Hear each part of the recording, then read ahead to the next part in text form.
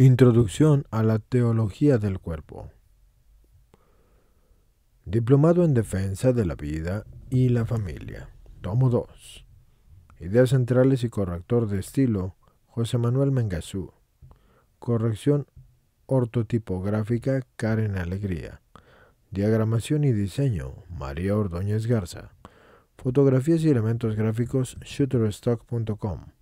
Tipografías varias, y la edición que estamos viendo es la de 2018. Previas a esas había la de 2016 y 2015. Juntos por la Vida, Ojuvid, Parroquia El Señor de las Esquípulas.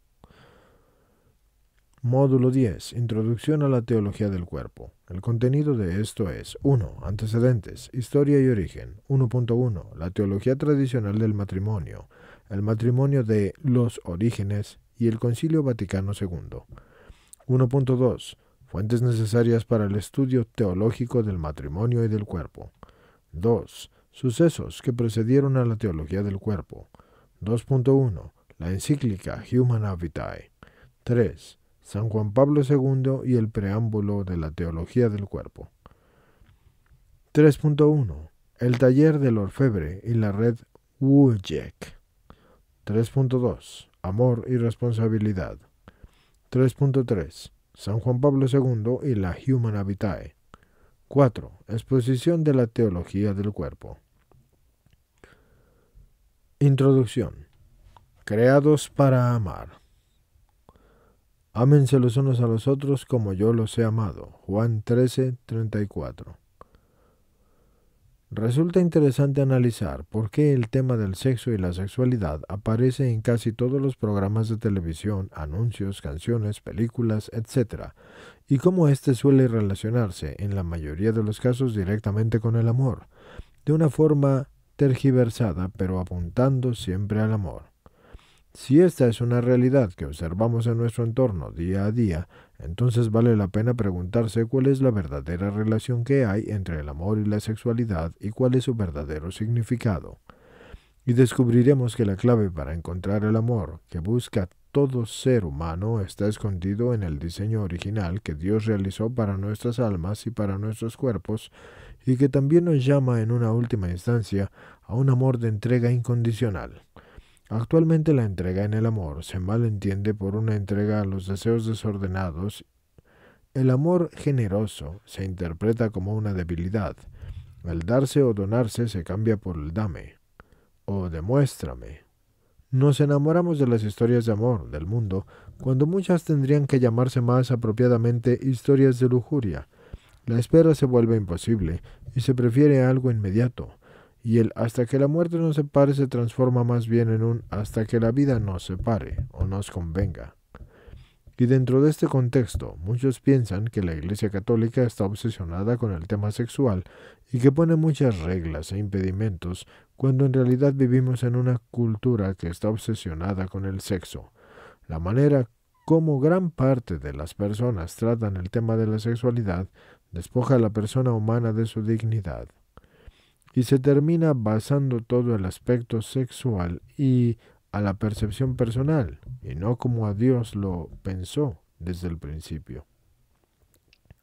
Así que en el principio, en el amor debemos tener a quien amar y alguien que nos ame, y tiene que haber una comunión de personas unidas en el amor, así como en el caso de Dios uno y trino, porque tenemos al Padre, al Hijo, y el fuego del amor entre los dos, que es el Espíritu Santo.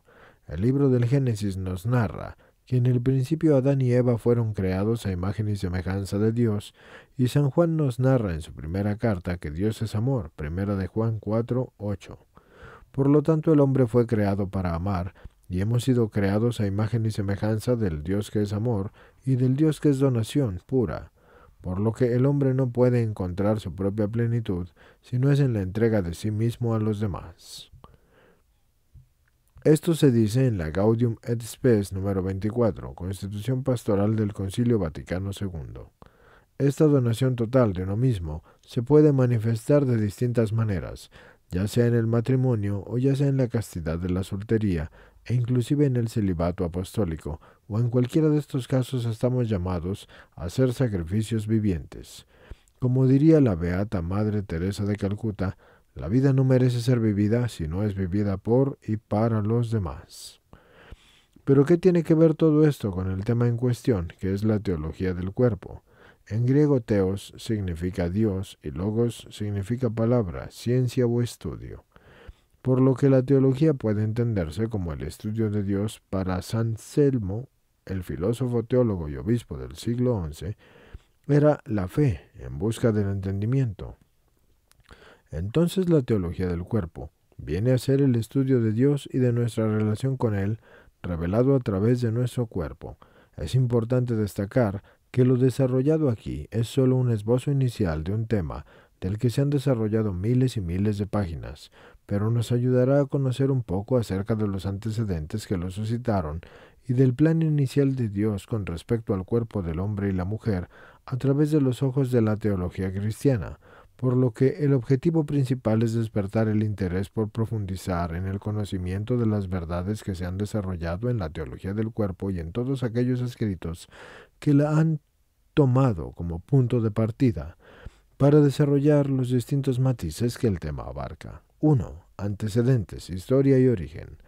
Aquellos que buscan el cumplimiento de la propia vocación humana y cristiana en el matrimonio, ante todo son llamados a hacer de esa teología del cuerpo de la que encontramos el principio en los primeros capítulos del Génesis, el contenido de su vida y de su comportamiento.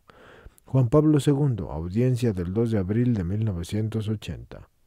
Punto 1.1. La teología tradicional del matrimonio, el matrimonio de los orígenes y el Concilio Vaticano II. Por muchos años, el enfoque dado al matrimonio se limitó a sus fines naturales, como nos lo explica Santo Tomás de Aquino, la procreación y educación con fines primarios y como fines primarios, y la ayuda mutua y el remedio de la concupiscencia como fines secundarios. Concupiscencia, la inclinación que tenemos al pecado y que está presente en todos los seres humanos y que es heredada del pecado original y la cual nos debemos resistir con todas nuestras fuerzas por la gracia de Jesucristo. Esto está en el Catecismo de la Iglesia Católica, en el numeral 1264. Aun cuando nos inclina al pecado y viene del pecado, la concupiscencia en sí misma no es pecado. Si bien esto es acertado y le faltaba aún añadirle algo, a lo largo de la historia hemos conocido cómo el Espíritu Santo ha desbordado su sabiduría en la humanidad y en la Iglesia, y aunque nunca ha existido un patrón de cómo lo ha hecho, sabemos a ciencia cierta que ha sido conforme a la voluntad de Dios. En materia de matrimonio, no ha sido una excepción. La realidad descrita por la palabra matrimonio se puede considerar desde diferentes perspectivas y por lo tanto ser objeto de otras ciencias, la historia, el derecho, la sociología, etc. Cuando se estudia desde la teología, la reflexión se sitúa en el marco de la historia de la salvación. Lo que interesa es el logos, es decir, el ser o la verdad, y el ethos, es el deber ser. Del matrimonio, según es desvelado en la historia de la revelación. Podríamos decir entonces que la teología del matrimonio como disciplina es la ciencia que desde la razón iluminada por la fe estudia el designio salvador de Dios sobre el matrimonio en orden a descubrir el estilo de vida que como consecuencia de esto corresponde a vivir a los casados. Punto 1.2. Fuentes necesarias para el estudio teológico del matrimonio y del cuerpo. Para el estudio teológico del matrimonio y del cuerpo son necesarias las Sagradas Escrituras, la tradición apostólica y el magisterio de la Santa Iglesia, en cuanto a que constituyen una unidad indisociable. A ellas hay que añadir las llamadas ciencias del hombre como fuentes auxiliares, las Sagradas Escrituras, porque aquí se puede encontrar la revelación de Dios sobre el matrimonio. Transmite esto de manera gradual ese misterio salvador en el contexto de la historia de la salvación, y se dan normas concretas y universalmente válidas de ética matrimonial, y sobre todo se transmite la verdad eterna sobre el matrimonio y las exigencias que esa verdad comporta a fin de vivir adecuadamente en el ethos matrimonial. Son especialmente significativos algunos libros y textos como por ejemplo Génesis 1, versículo 26 al 28, o número 2, versículos 21 al 25, los relatos de la creación del hombre y la mujer, o Mateo 19, versículos del 3 al 9, o Marcos 10, versículos del 2 al 12, o Lucas 16, 18, la indisolubilidad del matrimonio, o la primera de Corintios 7, versículos 1 al 40, donde se ofrecen soluciones a cuestiones diversas sobre el matrimonio, o Efesios 5, versículos 22 al 33, sobre el matrimonio como sacramento grande. La tradición apostólica de esta tradición, así que trae su origen de los primeros 12 apóstoles y que progresa en la Iglesia con la asistencia del Espíritu Santo, son un testimonio privilegiado. Las enseñanzas de los santos padres, por su doctrina sobre el matrimonio, destaca entre todos los padres así San Agustín, y sobre este tema escribió más que los demás, porque también ha ejercido una gran influencia en la teología del matrimonio, y se le ha dado el nombre del doctor del matrimonio cristiano por obras como Do Bono Coniugale, De Ruptis et Concupiscentia y De Conjugis Adulterinis. El magisterio de la Iglesia. ¿Qué tiene la misión de interpretar auténtica y autoritativamente la palabra de Dios, que está escrita o transmitida oralmente a través de la voz del Sumo Pontífice y sucesor de San Pedro, que es el Papa y los obispos en comunión con él? La Iglesia ha hablado del matrimonio frecuentemente y de formas diversas y ha proclamado la dignidad de la institución matrimonial y ha mostrado el lugar que le corresponde en el designio salvador de Dios y subrayado su trascendencia social y eclesial. Estos son pasos que el magisterio de la Iglesia ha dado a lo largo de los siglos en cuanto al matrimonio. Las ciencias sobre el hombre para el conocimiento y la comprensión natural de la naturaleza, que son características y demás factores del matrimonio, son particularmente relevantes porque son las aportaciones que desde su propio ámbito ofrecen los diferentes saberes sobre el hombre, y por eso las ciencias sobre el hombre constituyen una fuente imprescindible para el conocimiento del matrimonio, y a ellas se debe acudir en la reflexión teológica sobre la unión matrimonial. Ciencias como la antropología y la psicología son de mucha ayuda en este caso. Vale la pena agregar que la Iglesia, a lo largo de la historia, ha afirmado siempre su respeto por el cuerpo humano y ha considerado como heréticas todas las escuelas de pensamiento que intentaban disminuir su dignidad. El maniqueísmo, por ejemplo. Esto es así,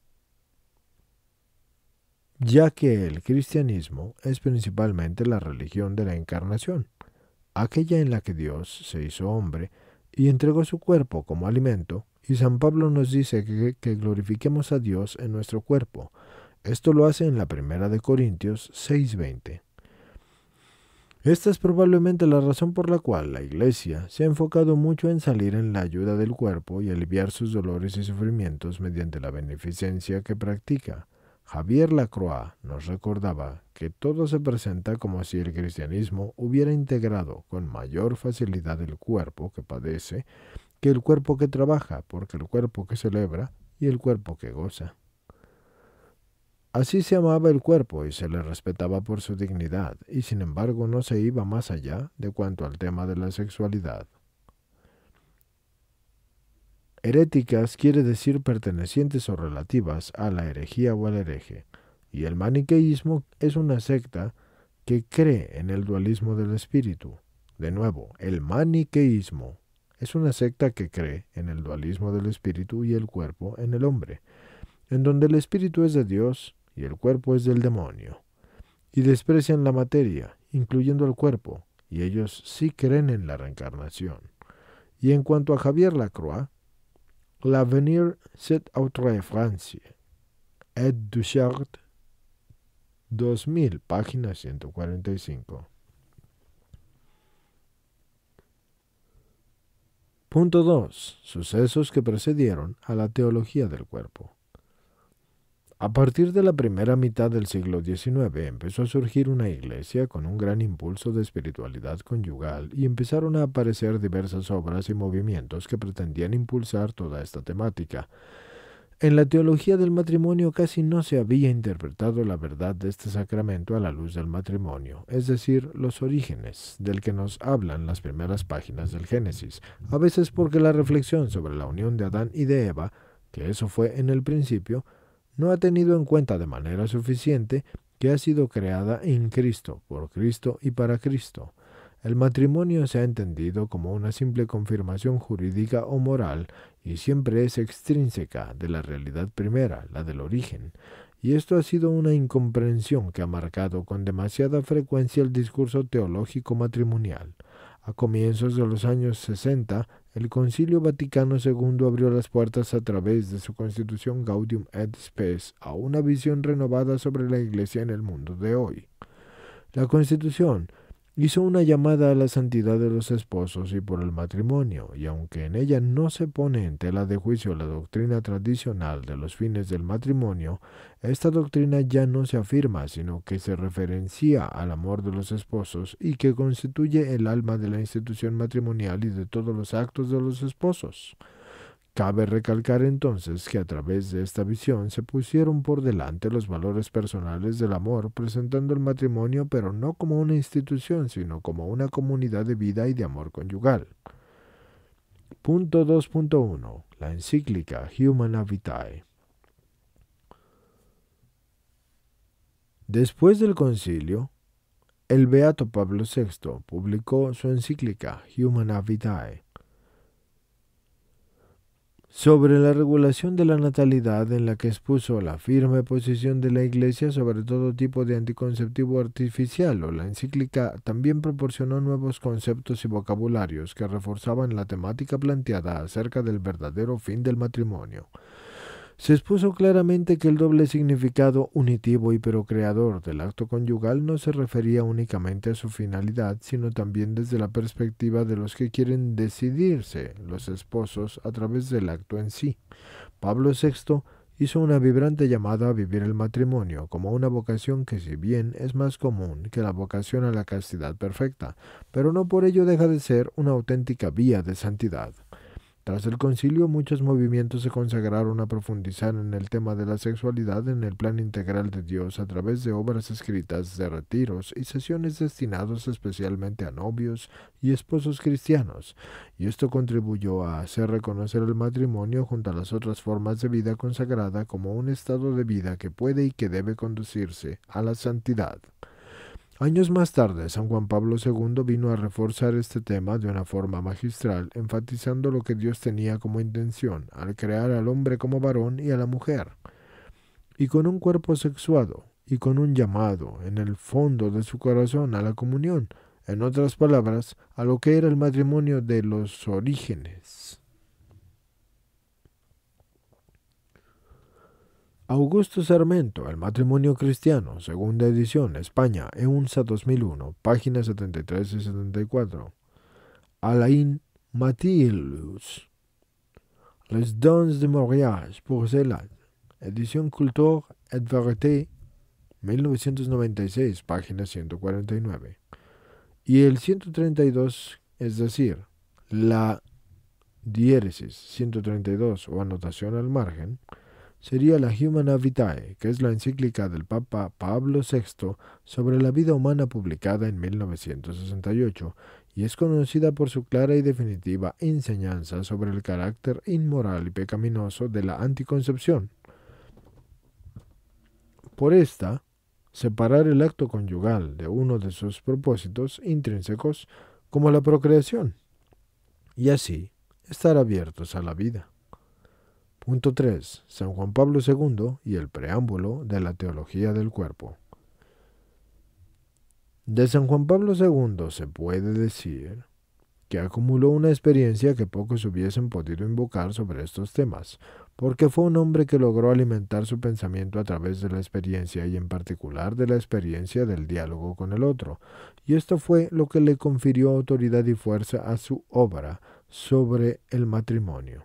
Su enseñanza hunde sus raíces en su experiencia pastoral.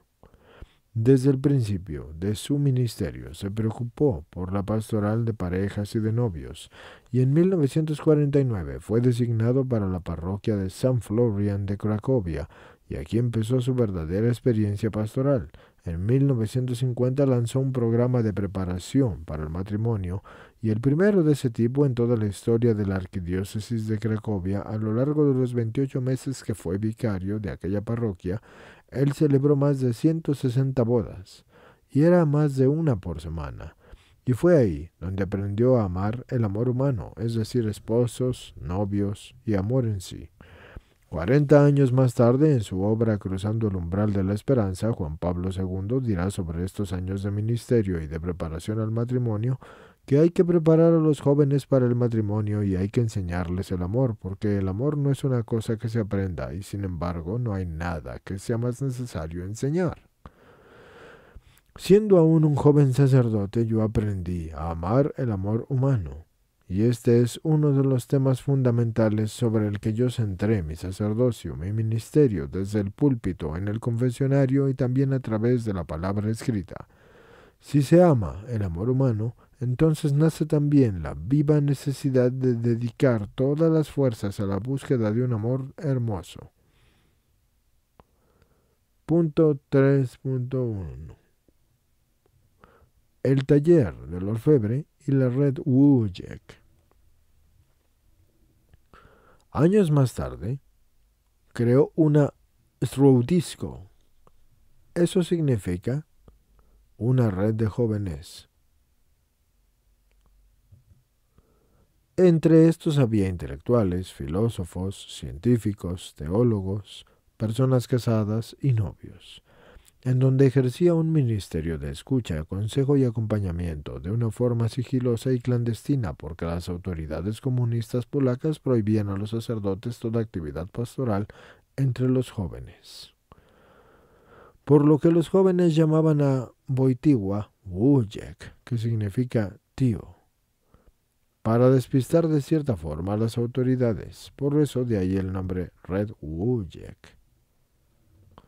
Luego plasmó toda su experiencia pastoral con los jóvenes con respecto al tema del amor en su obra teatral que se llamó El taller del orfebre, y en esta exporta un conocimiento profundo y casi experimental de los tormentos que pueden alcanzar al corazón humano en el estado matrimonial.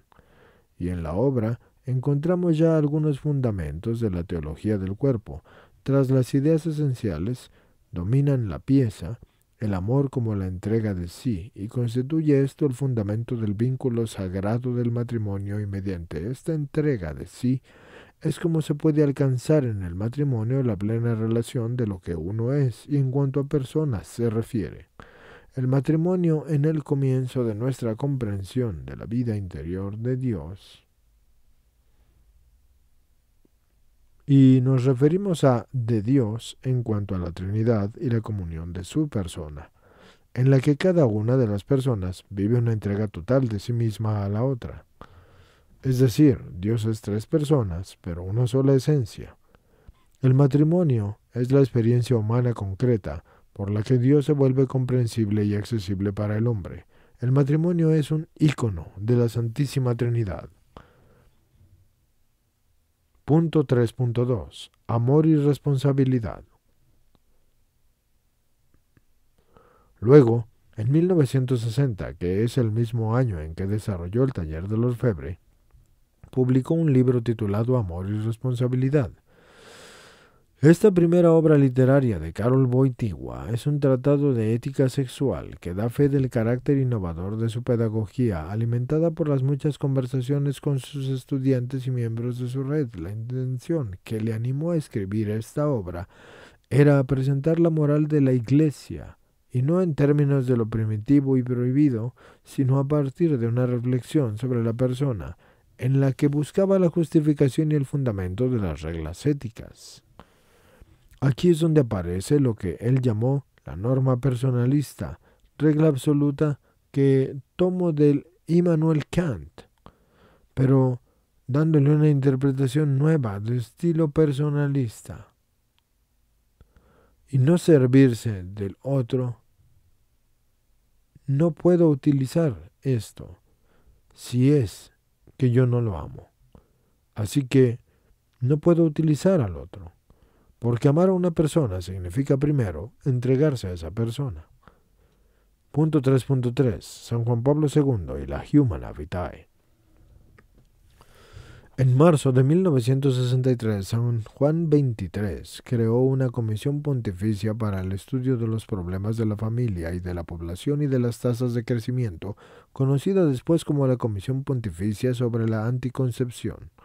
Tras la muerte del Santo Pontífice, Pablo VI la restableció pidiéndole a Karol Wojtyła, cuyo pensamiento conocía, por el amor y la responsabilidad, que él formara parte de ella. El objetivo de esta comisión era aconsejar al Papa, que tenía conciencia de que la Iglesia debía tomar una posición clara en la cuestión de la anticoncepción y sobre todo en virtud de la difusión de las píldoras anovulatorias. La comisión estaba dividida por dos pensamientos muy marcados. El de la mayoría estaba a favor del cambio de la postura de la Iglesia sobre la anticoncepción, la cual reclamaba su liberalización, y la segunda corriente, que era la minoría, se declaraba como partidaria de mantenerse en la postura tradicional según la cual únicamente y la única concesión posible en esta cuestión era el recurso al método Ogino, del que había hablado el Papa Pío XII, y que era un método estadístico y poco fiable, pero de los pocos métodos naturales y de regulación de la fertilidad conocidos en esa época era uno de ellos. La cuestión de la Humana Vitae sobre la anticoncepción fue un elemento fundamental en las preocupaciones pastorales a Karol Wojtyła en relación con las cuestiones familiares de moral conyugal. Píldora anovulatoria significa píldora anticonceptiva que impide la ovulación, y método Ogino significa el método natural de regulación de la fertilidad, es decir, método del último calendario. Así tal cual como lo oyen, método del ritmo o calendario y del último calendario. En las preocupaciones pastorales de Karol Wojtyła en relación con las cuestiones familiares y de moral conyugal, Wojtyła estuvo implicado en la elaboración de esta encíclica publicada por Pablo VI en 1968, la cual fue una ocasión de una grave crisis en la Iglesia. La idea principal de la misma y su objetivo, como tal, era el de presentar el amor en su aspecto unitivo y procreador como una forma de entrega total sin ningún tipo de barrera. La crítica que obtuvo fue principalmente por razones incoherentes. Estas razones pretendían disfrazar el hedonismo y el egoísmo humanos bajo argumentos que no tenían un fundamento racional sólido. En 1996 tuvo lugar una votación que ratificó la posición de la corriente mayoritaria. Luego se transmitió un memorándum al entonces Papa, que es ahora beato, Pablo VI, y en este se proponía que la Iglesia admitiera que la vida moral de los esposos se juzgara a la luz del conjunto de su vida, de manera integral y no con la vara de la sumisión, en cada relación sexual que pudiera dar como resultado una posible concepción. Así que a Wojtyła, que era entonces arzobispo de Cracovia, le habían impedido las autoridades polacas participar en esta reunión. Y en consecuencia de ello, no pudo entonces hacer valer su posición.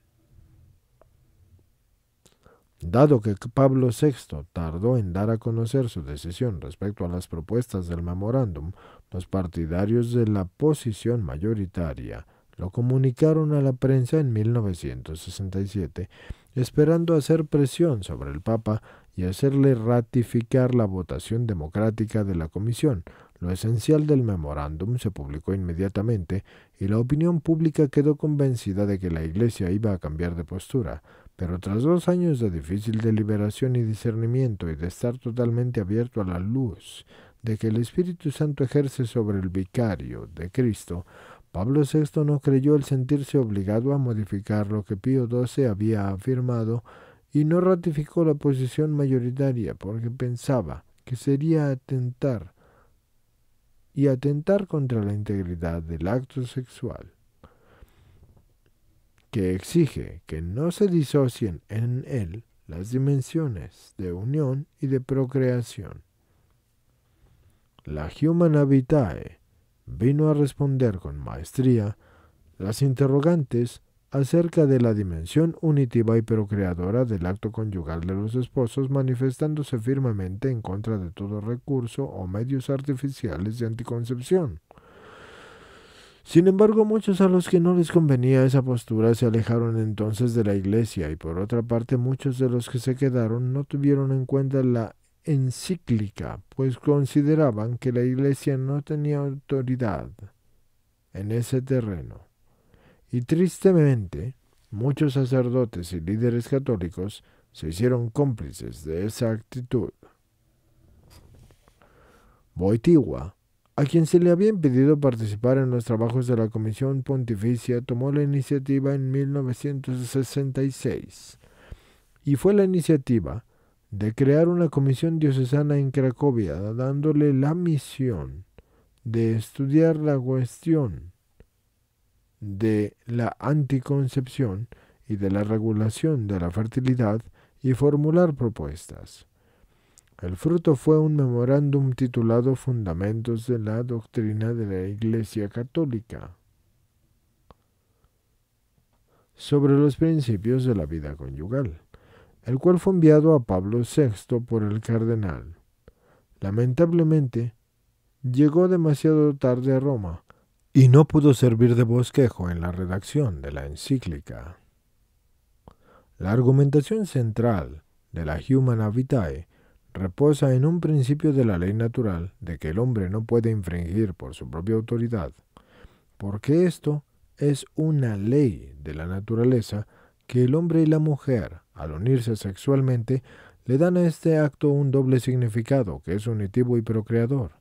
La argumentación desarrollada por la Comisión de Cracovia, aunque desembocaba en la misma conclusión en lo relacionado con la exclusiva legitimidad del recurso a los ritmos naturales de la fecundidad, partía de un punto de vista diferente y se apoyaba en un humanismo cristiano al que los no creyentes sí podían asociarse también, y el hombre aparecía aquí como una persona hecha para la entrega de sí mismo, y la abstinencia conyugal se presentaba como una condición de la autenticidad de la entrega que incluía la apertura a la posibilidad de una nueva vida. El gran santo de Polonia exponía que por ser el hombre y la mujer iguales en la dignidad, los medios de la regulación de la fertilidad deben estar de acuerdo con las exigencias de esa dignidad y contar la cooperación responsable de los esposos, y los medios artificiales se oponen a la exigencia de la dignidad de la mujer en el sentido de que hacen recaer sobre ella todo el peso de la evitación del nacimiento, porque violan su integridad biológica por medio de técnicas agresivas para su salud y la exponen a ser utilizada como un objeto de un fin que solo busca placer, o sea que es un fin hedonista. Punto 4. Exposición de la teología del cuerpo. Con el fin de responder a los problemas pastorales que habían nacido de la publicación de la Humana Vitae, el entonces cardenal Wojtyła concibió la idea de elaborar una obra que retomaría lo dicho en Amor y Responsabilidad de una manera más amplia, incluso desde el punto de vista teológico.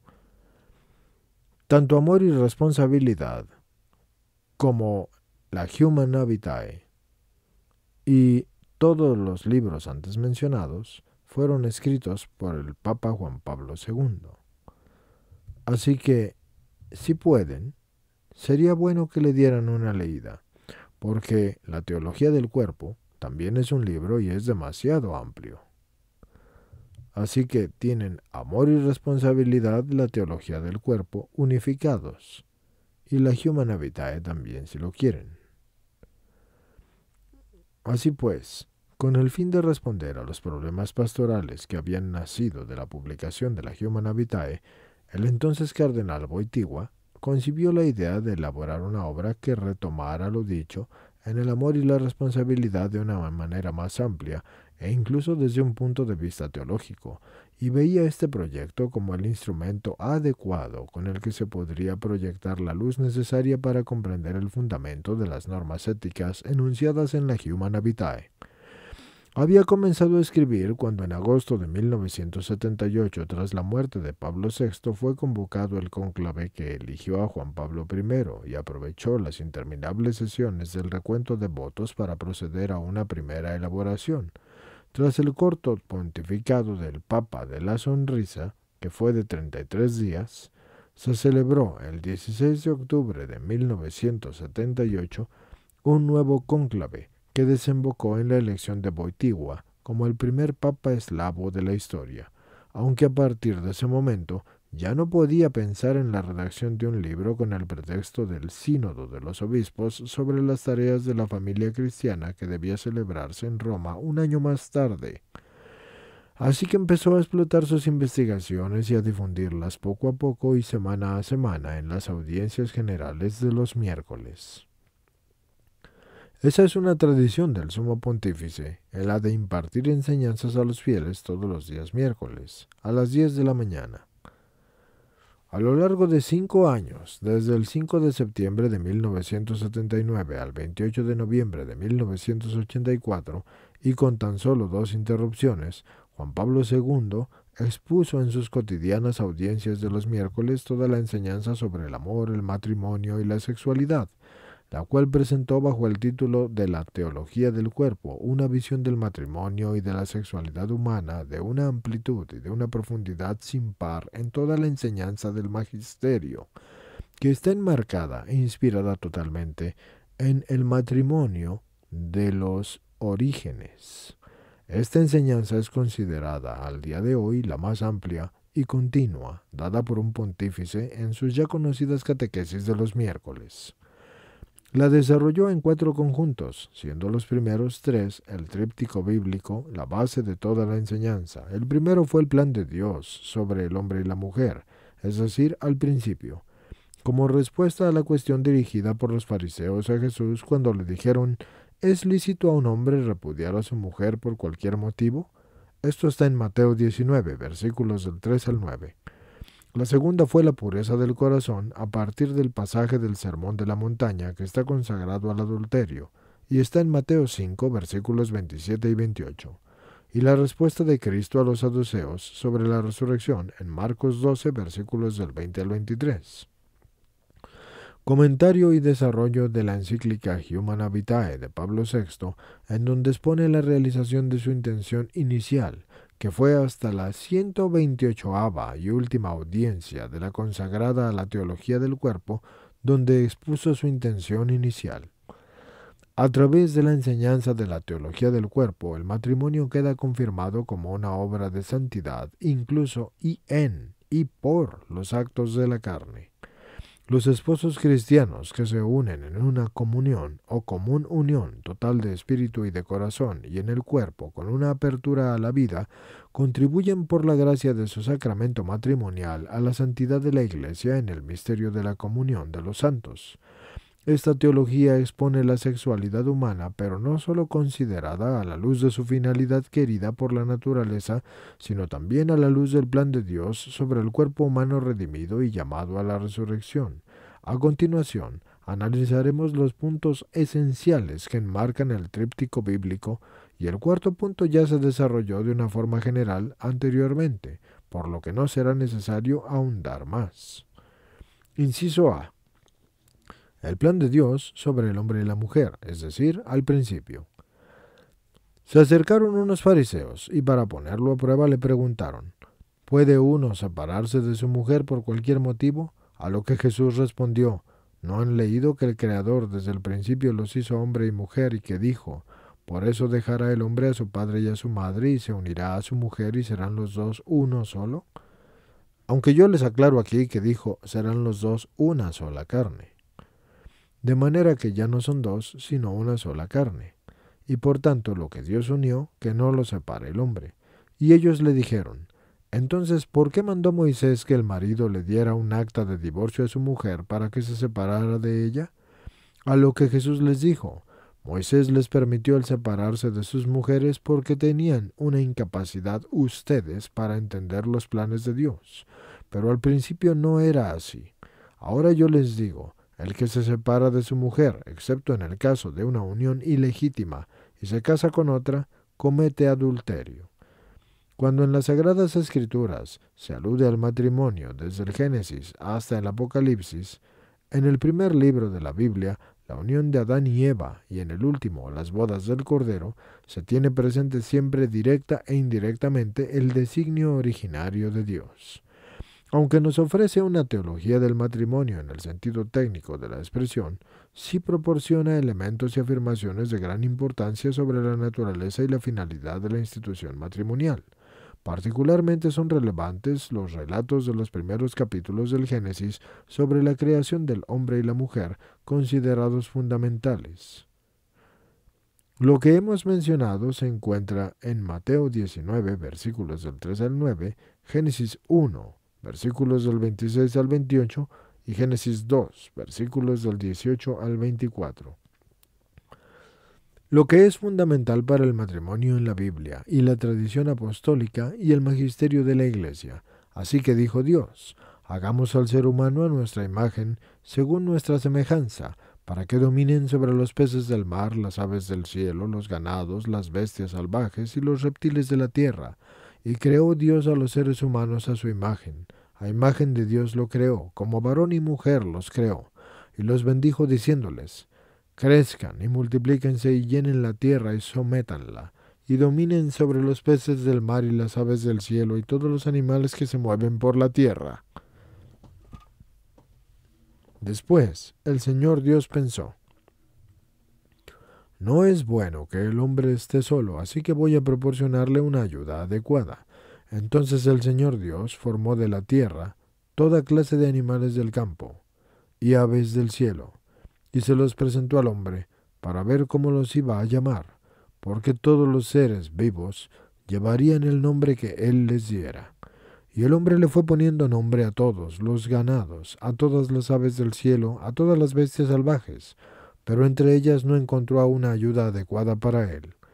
Entonces el Señor Dios hizo caer al hombre en un profundo sueño, y mientras dormía le sacó una costilla y llenó el hueco con carne, y después, de la costilla que le había sacado al hombre, el Señor Dios le formó una mujer y se la presentó al hombre. Entonces éste exclamó, ahora sí, esta es hueso de mis huesos y carne de mi carne. Por eso se llamará mujer, porque ha sido sacada del varón. Aunque también les aclaro aquí, señores, que en la Sagrada Escritura dice será llamada varona, porque fue sacada del varón. Y por esta razón dejará el hombre a su padre y a su madre, y se unirá a su mujer, y los dos serán una sola carne. Aunque aquí en este escrito dice, y los dos se hacen uno solo. Estos pasajes del libro del Génesis son dos narraciones diferentes y con características propias que coinciden en lo fundamental. En el primer texto se habla del ser humano creado a la imagen y semejanza de Dios, observando y respetando la peculiaridad masculina o femenina que forma parte de la vocación personal. Por otro lado, la procreación aparece claramente como una participación en el poder creador y divino, a fin de transmitir la imagen y semejanza de Dios de generación en generación, y se apunta a que la transmisión de la vida es en el hombre y la mujer una función ministerial, son los ministros y colaboradores de Dios, y cabe recalcar que la procreación no ha de verse como un mandato, porque es una promesa de fecundidad que, según se interpreta comúnmente, alude a una de las finalidades del matrimonio. En el segundo texto, hace ver que la diferenciación del ser humano en hombre como masculinidad y mujer como feminidad está orientada a la mutua complementariedad, es decir, que no encontró una ayuda adecuada, porque Dios llevó ante el hombre a todos los animales y el hombre les puso el nombre. Y esta vez sí que esta es hueso de mis huesos y carne de mi carne. La mujer es otro yo, en la humanidad común. Desde el principio aparecen como una unidad de dos, y esto significa la superación de la soledad original en la que el hombre no encontraba una ayuda que le fuera semejante a él. El ser humano no ha sido creado para vivir en soledad y solo se realiza plenamente existiendo con alguien, o más exactamente para alguien. El hecho de que el ser humano creado como hombre y mujer sea a imagen de Dios significa además que el hombre y la mujer creados como una unidad de dos, en común como humanidad, están llamados a vivir en una comunión de amor y a reflejar en el mundo la comunión del amor que se da en Dios, por la que las tres personas se aman en el íntimo misterio de la única vida divina. Y se hacen una sola carne, pero la unidad y la unión de la que se habla no reduce esto a una unión carnal. Alude claramente al compromiso, por el cual el hombre va a dejar a su padre y a su madre, y se va a unir a su mujer, para así constituir el matrimonio. Y por eso San Juan Pablo II expresaba de una manera brillante qué tan sublime es la vocación al matrimonio, que se constituye como un sacramento primordial y entendido como un signo que transmite eficazmente en el mundo visible el misterio invisible escondido en Dios desde la eternidad. Esto lo dice San Juan Pablo II en la audiencia del 20 de febrero de 1980, en Semen y la espiritualidad conyugal, según San Juan Pablo II, primera edición, España, Desclée de Brouwer, 2011, en la página 145. Y esto es transmitir la realidad de la comunión de las tres personas divinas que ha existido desde siempre, en donde del amor del Padre y del Hijo se procede el Espíritu Santo, que es el Señor y el dador de la vida. Así pues, de la comunión en el amor y la entrega total de los cónyuges, estos son capaces de transmitir la vida haciéndose colaboradores activos para llevar adelante la creación con Dios. Es un pro la continuidad en sacar algo adelante y crear. Y hacer algo de la nada es igual a procrear. Y este es el misterio de la verdad y del amor, el misterio de la vida divina, de la que el hombre participa realmente. Y eso no es por azar. El discurso bíblico sobre la sexualidad humana se inicia con la narración de la creación misma del hombre, porque éste sale de las manos del Creador como varón y mujer, y está marcado desde el principio por la diferenciación sexual. Los pasajes bíblicos revelan el sentido fundamental, por una parte, de no dejar al hombre, es decir, varón, solo, y por la otra parte constituirlo en un sujeto de una bendición especial, la de la fecundidad mediante el cuerpo, la comunión interpersonal del varón con la mujer. Eso posee una primordial sacramentalidad en el orden de la creación y constituye el signo originario del amor creador de Dios. En el inciso B hablaremos de la concupiscencia y la redención del cuerpo y la pureza del corazón. Han oído que se dijo que no cometerás adulterio, pero yo les digo que todo el que mire con malos deseos a una mujer ya cometió adulterio con ella en su corazón. Eso está en Mateo 5, versículos 27 y 28. El Nuevo Testamento, al igual que toda la Sagrada Escritura, tiene siempre delante al hombre histórico, el de la concupiscencia, y sólo éste es el que vive y el que ha sido redimido y debe de ser salvado, y no sólo la consideración del matrimonio de los orígenes debe hacerse desde la perspectiva de la redención, sino que también está la de la redención misma, que exige tener en cuenta aquella primera de los orígenes, si es que se quiere aquella primera de los orígenes, y si se quiere hacer adecuadamente en la perspectiva de la redención que garantice la continuidad, la unidad entre el estado hereditario del pecado y el de los orígenes.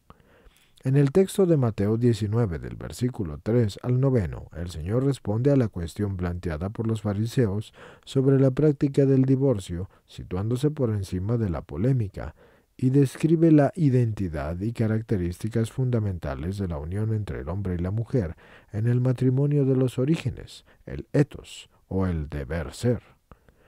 Eso significa ethos, el deber ser del matrimonio, que está ligado al designio originario de Dios como creador. Esa es la disposición de Dios en la relación con el matrimonio, la enseñanza del texto en que tiene como propiedades fundamentales la unidad y la indisolubilidad, y así es como lo ha dispuesto Dios desde el principio. En este nuevo orden, la creación está vista desde el ángulo de la vocación del hombre a participar en Cristo de la misma vida divina y a ser hijos en el Hijo unigénito. Esta predestinación del hombre a causa del pecado se convierte en una predestinación redentora e implica también la liberación del hombre respecto de su pecado. La redención del cuerpo se consuma cuando éste se convierte en la expresión de la persona que ha reencontrado aquella verdad según la cual su verdadero ser es ser un don para los demás. La redención del cuerpo y de la sexualidad humana se inscribe en un proyecto divino que prosigue como único fin la divinización del hombre en Cristo. Eso, además de proseguir tal cual como así, también persigue esto como el único fin, divinizar al hombre en Cristo. Es decir, Cristo es en el hombre uno solo con él. Un proyecto dentro de la cual la creación del hombre fue el primer momento, y es a la luz de este unitario designio divino que el cuerpo y la sexualidad humana, en cuanto a vividos como una comunión conyugal, obtienen toda su plenitud. La comunión que convierte al varón y a la mujer en una sola carne está creada desde el inicio a la luz de aquella humanidad que constituye el sentido de la Iglesia y la intención última del Creador en la pareja humana originaria. Era exactamente esa unidad. Cristo da su cuerpo y su sangre en la cruz y mediante este don se convierte en una sola carne con la humanidad, que es igual a la Iglesia. A través de este don y en esa unidad, el varón y la mujer pueden a su vez convertirse en una sola carne, según el modo en que Dios lo había querido desde el principio, y según el modo en que son constituidos como sacramentos o signos de la unidad de Cristo con su cuerpo, que es la Iglesia. En el Sermón de la Montaña, Mateo 5, versículos 27 y 28, Cristo remite a la pureza del corazón, implicando que es allí, dentro del corazón, en donde surge la concupiscencia, es decir, donde nacen todos los deseos desordenados y en donde inclusive se puede adulterar con el cónyuge, al ver a éste solo como un objeto de satisfacción y placer. Ives Semen, 2011, nos indica que el hombre se puede introducir en la vía del adulterio cuando consiente en darle a alguien más lo que se está reservado única y exclusivamente para la pareja legítima, tanto a nivel visible como en el interior de la persona. Es justamente dentro del corazón en donde debe iniciar la verdadera revolución para que la redención del cuerpo se pueda hacer de una forma integral. Por eso, dichosos los puros de corazón, porque ellos verán a Dios. Mateo 5, versículo 8. Inciso C. La respuesta de Cristo a los saduceos, el significado del cuerpo a la luz de la resurrección. Pues bien, había 7 hermanos. El primero se casó y al morir no dejó descendencia. El segundo se casó con la mujer y murió también sin descendencia. El tercero lo mismo, y así los 7, sin que ninguno dejara descendencia. Después de todos murió la mujer. Cuando los muertos resuciten, ¿de quién de ellos será mujer? Porque los 7 estuvieron casados con ella. A lo que Jesús les respondió: ustedes están muy equivocados en esto, porque ustedes no comprenden las sagradas escrituras ni el poder de Dios. Cuando resuciten de entre los muertos, ni ellos ni ellas se casarán, sino que serán como ángeles en los cielos. Los saduceos son miembros de una secta judía que no creían en la resurrección de los cuerpos. Por eso es que van a ver a Jesús y le someten un caso que concierne a la ley del levirato. En la ley judía, cuando un hombre moría sin descendencia, uno de sus hermanos tenía que casarse con la viuda para garantizarle descendencia al difunto. En ese contexto, los saduceos someten así este caso a Jesús y él responde: en la resurrección ni ellos ni ellas tomarán ni mujer ni hombre, sino que serán ambos como ángeles en el cielo. Y esto significa que en la resurrección ya no existirá el matrimonio, y esto pasa por 2 razones. La resurrección que tendrá lugar en el momento del retorno de Cristo en gloria marcará el final de la historia. La historia estará cumplida y por lo tanto ya no habrá la necesidad de la procreación y por lo tanto tampoco habrá la necesidad del matrimonio. La resurrección significa no sólo la recuperación de la corporeidad y el restablecimiento de la vida humana en su integridad mediante la unión del cuerpo con el alma, sino que también es un estado totalmente nuevo de la vida misma humana. Esto es escatología, que es un conjunto de creencias y doctrinas relacionadas con la vida después de la muerte y el último destino del ser humano. Y lo anterior es exactamente una audiencia del 2 de diciembre de 1981.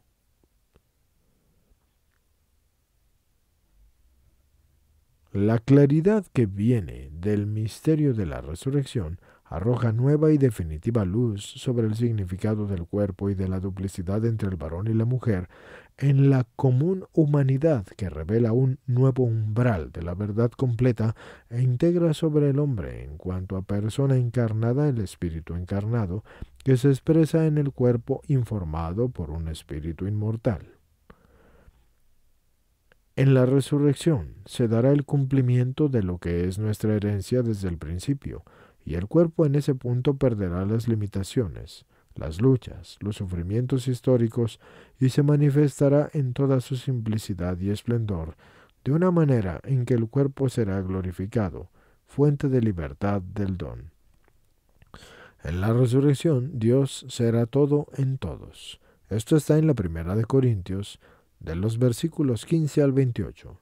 Como al principio también en la escatología, el hombre será varón y mujer, el significado último de la dualidad corporal, y hay que buscarlo, por tanto, fuera o más allá del matrimonio. El matrimonio y la procreación dan solo una realidad concreta a aquel significado en las dimensiones de la historia. El significado originario y fundamental de la corporalidad y de la sexualidad es el del ser digno de la persona creada a imagen y semejanza de Dios, imagen que se realiza en la comunión de las personas. Eso será una perfecta realización de la propia humanidad espiritual y carnal. Toda la persona será como penetrada por Dios, alcanzando así su suprema perfección, y esto dará como resultado una perfecta comunión entre todos, con Dios y con los demás. Así será una perfecta integración de cuerpo y alma, en el equilibrio de fuerzas entre ambos y en su profunda armonía. El hombre concentrará todas sus energías en la respuesta al don divino, de manera que el significado esponsal del cuerpo sexuado alcanzará entonces su plenitud, y esa concentración del conocimiento y del amor en el misterio de la comunión de las divinas personas permitirá conocer de nuevo modo las intersubjetividades de todos en la comunión de los santos.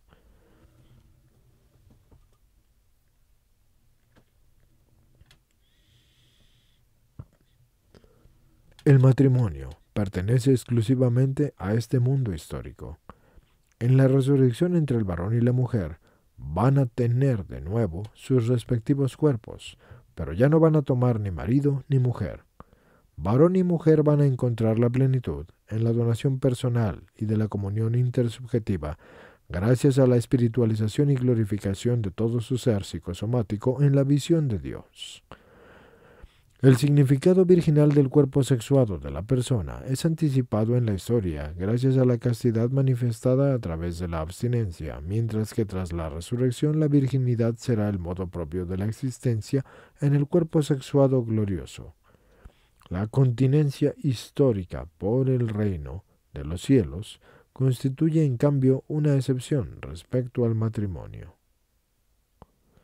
Celibato y matrimonio son los dos modos históricos de realizar el significado esponsal del cuerpo, dos modos válidos de dar respuesta a la pregunta por el significado de la masculinidad y la feminidad de la persona humana. Por una parte, lo que el matrimonio transmite aquí en la tierra se realiza de una forma plena en el cielo, en nuestra unión total con Dios, y por otra parte el celibato por el reino, y de una manera muy real, está viviendo la realidad eterna en el sacramento. Esto indicaba una unión indivisible con Dios. Nuestro más íntimo amor humano nos señala y nos dirige al amor para el cual fuimos creados, la unión con Dios aquí y en el cielo. Aquí termina el libro, señores, porque lo que sigue es la bibliografía de la cual fue sacado.